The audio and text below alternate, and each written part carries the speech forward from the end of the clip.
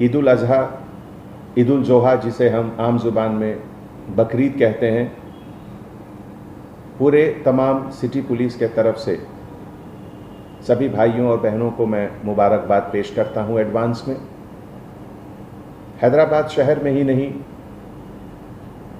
पूरे हिंदुस्तान में, पूरी दुनिया में पिछले 5-6 महीने से जो एक माहौल चल रहा है जिससे आप वाकिफ़ हैं, ये जो वबा है कोरोना वायरस का, इसके कारण तमाम ज़िंदगी बिल्कुल एहतियात के साथ निकल रही है।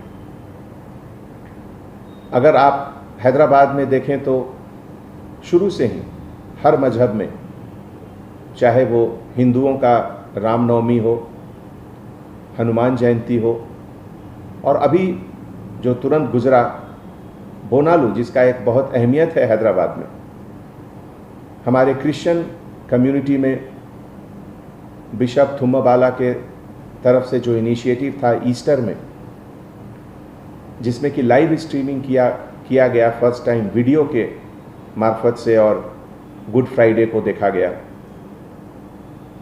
फिर हमारे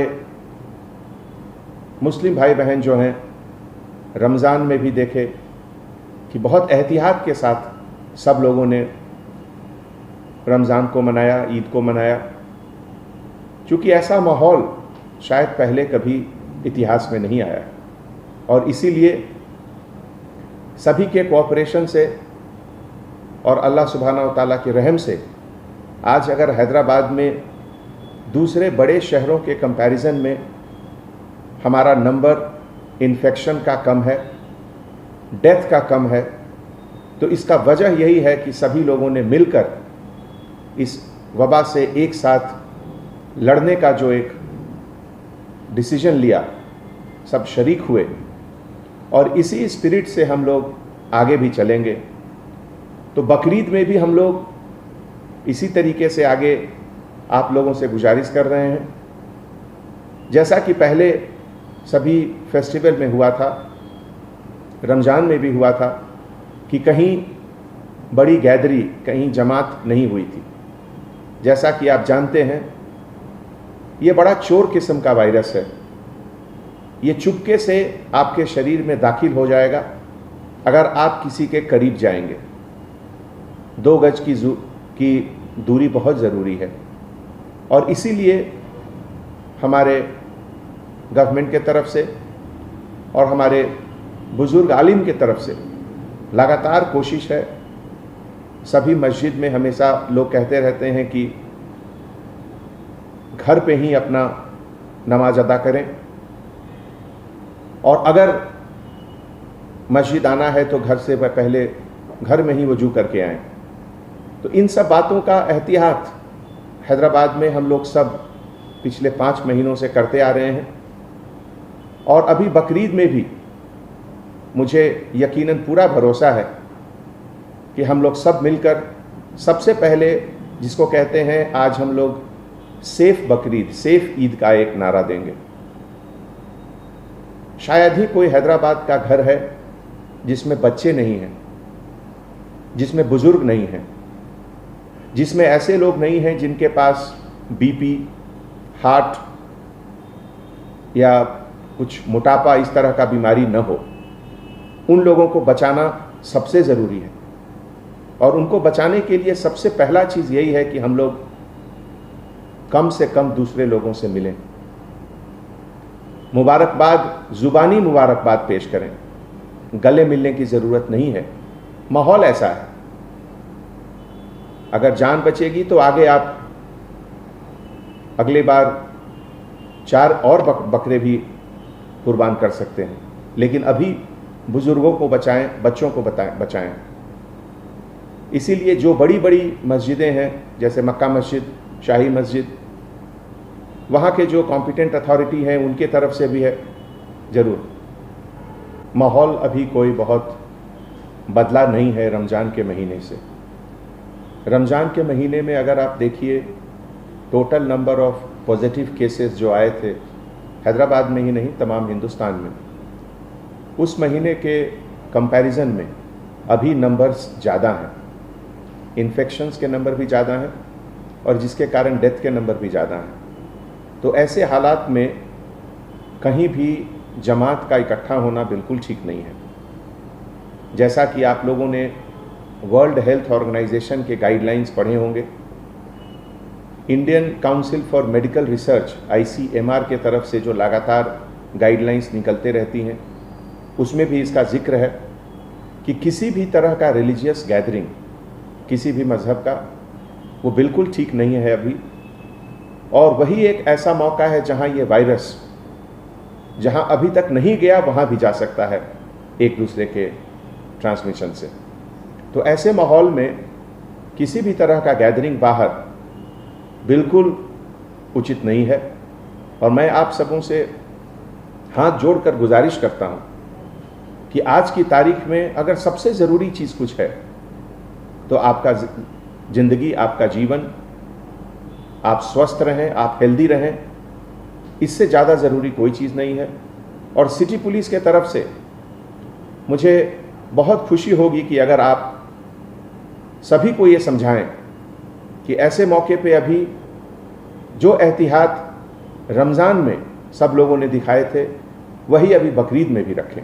कोरोना वबा से जो लोग इफ़ेक्टेड हुए और उसको हराकर, जिसको हम लोगों ने नाम दिया कोरोना कॉन्करर, कोरोना को हराकर जो वापस डिपार्टमेंट में दोबारा ड्यूटी शुरू किए, वो हमारे लिए सोर्स ऑफ इंस्पिरेशन है। उनका कॉन्फिडेंस हमारे लिए, हम सब के लिए एक मिसाल है। एक बात उसमें से एक हमारे ऑफिसर ने बहुत अच्छी कही, वो मैं यहाँ पे कहना चाहता हूँ। चूँकि बकरीद के समय सैक्रिफाइस, कुर्बानी दी जाती है, तो एक चीज़ का जहन में ज़रूर रखें कि जो कसब कसाई लोग हैं, जो कुर्बानी करते हैं, जो काटते हैं जानवरों को, वो सेहतमंद हैं या नहीं। उनका सेहत बहुत ज़रूरी है। अगर वो खुद सेहतमंद नहीं है तो वहाँ से भी ये वबा दूसरे जगह फैलने की गुंजाइश रहती है। तो मैं आप सबसे गुजारिश करता हूँ कि जहाँ से भी आप लोग जा रहे हैं गोश्त लाने, एक बार उसका भी ध्यान रखें कि जो कसाई लोग हैं उनका हेल्थ बहुत ज़रूरी है पूरे सोसाइटी के लिए, बहुत ज़रूरी, बहुत सबक मिलता है। और आज की तारीख में उस कुर्बानी की अहमियत पहले से ज़्यादा है। आज सबसे पहले तो मुझे कुर्बानी देनी है अपने उन सभी आदतों की जिसके कारण ये कोरोना वायरस बढ़ सकता है। मुझे कुर्बानी देनी है कि मैं किसी से गले मिलकर उसको ग्रीट नहीं करूं, जुबानी ग्रीटिंग्स करूं। ये भी एक तरह का कुर्बानी है, क्योंकि सब लोगों को गले मिलना बहुत अच्छा लगता है और पहले लोग मिलते भी थे और अच्छी बात है। लेकिन अभी के माहौल में उसकी कुर्बानी देनी होगी, उससे अलग रहना होगा हम लोगों को। इसी तरीके से जो हमारे घर में जो बुजुर्ग हैं, किसी भी हालत में उनको बाहर नहीं आने देना है। जो छोटे बच्चे हैं उनको बाहर नहीं आने देना है। तो इन सब आदतों की कुर्बानी देनी है। आज हमारे देश में बहुत ज़रूरी है कि हम अपने ऊपर कंट्रोल रखें, अपनी उन हर आदतों का कुर्बानी दें जिससे कि ये चोर वायरस जो है कोरोना, ये जो चाइना ने पूरे दुनिया को एक अपने तरफ से एक ऐसा अजीब तोहफा दिया कि पूरा दुनिया परेशान है, उससे बचने के लिए जिस चीज़ों की कुर्बानी देनी है हम लोग देंगे। लॉकडाउन खोलने के बाद दोनों चीज़ की अहमियत बढ़ी, लाइफ और लाइवलीहुड। लाइफ को भी बचाना है और लाइवलीहुड को भी बचाना है। ख़ास करके जो हमारे गरीब लोग हैं, जो सुबह से शाम को मेहनत करके रात का खाना खाते हैं, अगर उनकी रोज़गार हम लोग बंद कर देंगे तो ये बहुत बड़ा गुनाह होगा। और इसीलिए रोज़मर्रा की ज़िंदगी हमेशा आगे चलती रहनी चाहिए। और पब्लिक में जो अवेयरनेस है पहले से बहुत ज़्यादा हुआ है। 90 to 95% लोग मास्क लगाकर रोड पर चल रहे हैं, लेकिन अभी भी लगभग 2000 से 2500 लोगों को सिटी पुलिस के तरफ से हर रोज़ फाइन होता है कि वो पब्लिक प्लेसेस पे मास्क के बिना घूमते हैं।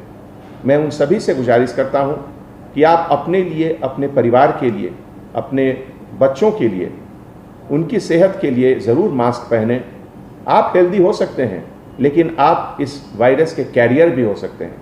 हो सकता है कि आप में ये सिम्टम न दिखे, लेकिन आपके संपर्क में जो लोग आएंगे उनको ये जरूर इन्फेक्ट करेगा।